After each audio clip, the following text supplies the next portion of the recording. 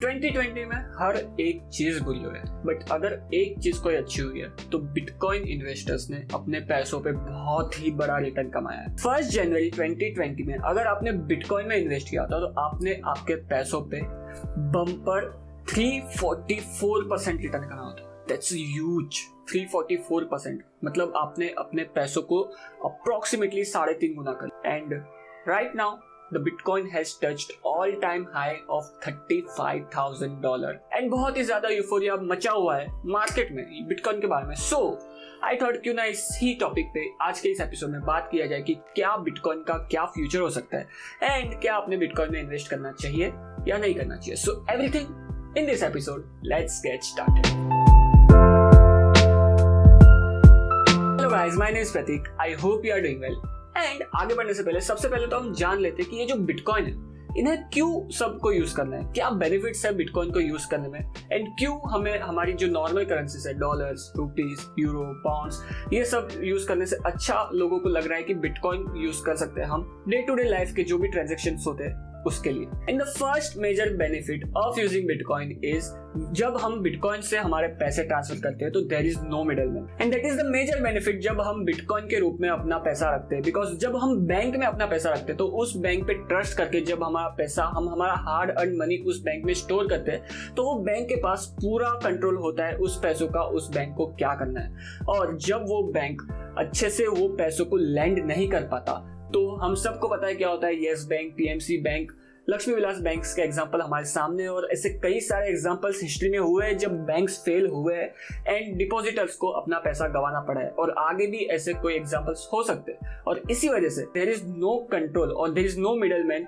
जो हमारे पैसों पे ट्रैक कर रहा है, जो पैसों को कंट्रोल कर रहा है, और इसी वजह से एक मेजर बेनिफिट हो जाता है बिटकॉइन को यूज करने का। द सेकंड बेनिफिट इज जब हम बिटकॉइन के थ्रू इंटरनेशनल ट्रांजैक्शन करते हैं तो वो 10 मिनट में हो जाता है, जब कई बैंक्स उस ट्रांजैक्शन को करने के लिए 1 से 2 दिन का टाइम लगाती है। And there is hefty fees जब हम इंटरनेशनली बैंक ट्रांसफर करते हैं हमारे मनी को तब।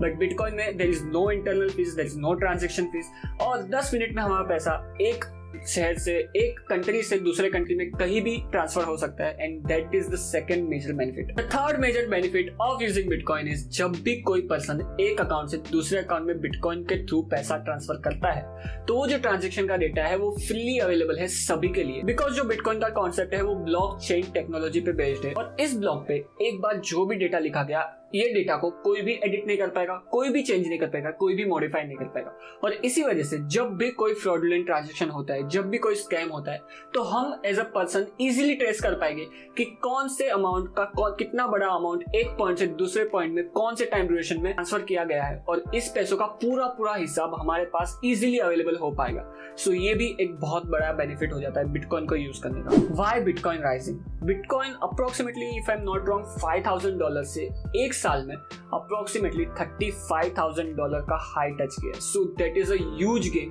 क्यों बिटकॉइन रॉकेट बना हुआ है? और इसका मेजर रीजन मुझे ये लगता है कि मार्केट में बहुत सारी लिक्विडिटी अवेलेबल है राइट नाउ, और जो फाइनेंशियल इंस्टीट्यूशंस है वो अपना पैसा स्पेक्युलेटिंग एसेट में डाल रहे हैं, और इसी वजह से मुझे लगता है कि बिटकॉइन बहुत ज्यादा बढ़ रहा है। द सेकंड मेजर रीजन जो मुझे लगता है बिटकॉइन के बढ़ने का वो है कि जो फेडरल रिजर्व है उन्होंने बहुत सारा पैसा प्रिंट किया है in a dollar terms to revive the economy. Because lockdown हो गया था और इकोनॉमी फुल स्टैंड स्टिल हो गई थी, और इसी वजह से इकोनॉमी को रिवाइव करने के लिए हेलीकॉप्टर मनी प्रिंट किया गया है, और बहुत सारा पैसा सिर्फ प्रिंट करके इकोनॉमी में डाला गया है इकोनॉमी को रिकवर करने के लिए।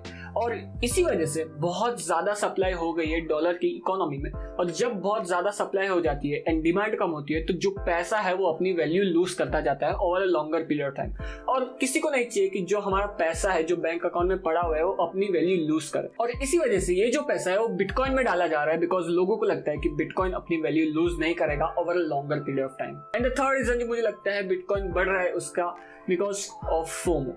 लोगों को लगता है कि इतना ज्यादा बढ़ रहा है, हमें भी अपना पैसा डाल देना चाहिए और हम भी प्रॉफिट कमाते हैं, और इसी वजह से लोग ज्यादा से ज्यादा इन्वेस्ट कर रहे हैं, और ज्यादा से ज्यादा बिटकॉइन का प्राइस बढ़ रहा है, वो बिटकॉइन का प्राइस बढ़ते हुए देख के और ज्यादा लोग बिटकॉइन में इन्वेस्ट कर रहे हैं, और ज्यादा बिटकॉइन का प्राइस बढ़ रहा है, और ये जो साइकिल है वो चलती जा रही है, और इसी वजह से बिटकॉइन का प्राइस बहुत ज्यादा बढ़ रहा है। So after all of this information, the main question is कि क्या आपको बिटकॉइन में इन्वेस्ट करना चाहिए या नहीं करना चाहिए? क्या बिटकॉइन का प्राइस और आगे जाके बढ़ सकता है फ्यूचर में या नहीं बढ़ेगा? राइट नाउ 7 बिलियन पीपल में से बहुत ही छोटे लोग, बहुत ही कम लोग बिटकॉइन के थ्रू अपने डेली ट्रांजेक्शन कर रहे हैं। And that is why I personally believe कि जिस दिन ज्यादा से ज्यादा लोग बिटकॉइन को यूज करने लगेंगे अपने डेली ट्रांजेक्शन को फुलफिल करने के लिए, एंड उस ट्रांजेक्शन को फुलफिल करने के लिए जो बिटकॉइन का यूसेज होगा उसकी वजह से बिटकॉइन की डिमांड बढ़ेगी, और ज्यादा डिमांड और लिमिटेड सप्लाई अवेलेबल होने की वजह से मुझे लगता है कि जो बिटकॉइन का प्राइस है वो बढ़ेगा आने वाले फ्यूचर में। और राइट नाउ ऐसा होता हुआ मुझे नहीं दिख रहा है। राइट नाउ मुझे लगता है कि एक स्पेकुलेटिव एसेट के रूप में जो फाइनेंशियल इंस्टीट्यूशंस के लोग हैं वो बिटकॉइन को यूज कर रहे हैं, और जो बिटकॉइन को यूज करने का जो प्रोसेस है वो थोड़ा कॉम्प्लिकेटेड है और लोगों को ट्रस्ट नहीं है बिटकॉइन के ऊपर, और इसी वजह से मुझे लगता है कि नियर फ्यूचर में भी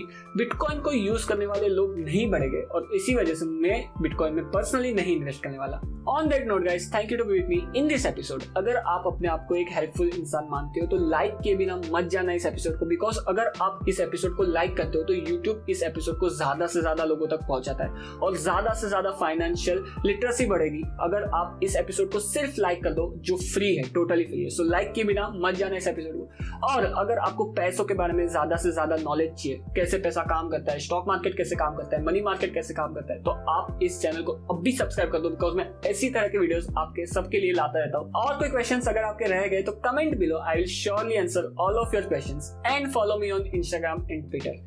मिलते हैं ऐसे किसी नए एपिसोड में, तब तक के लिए गुड बाय।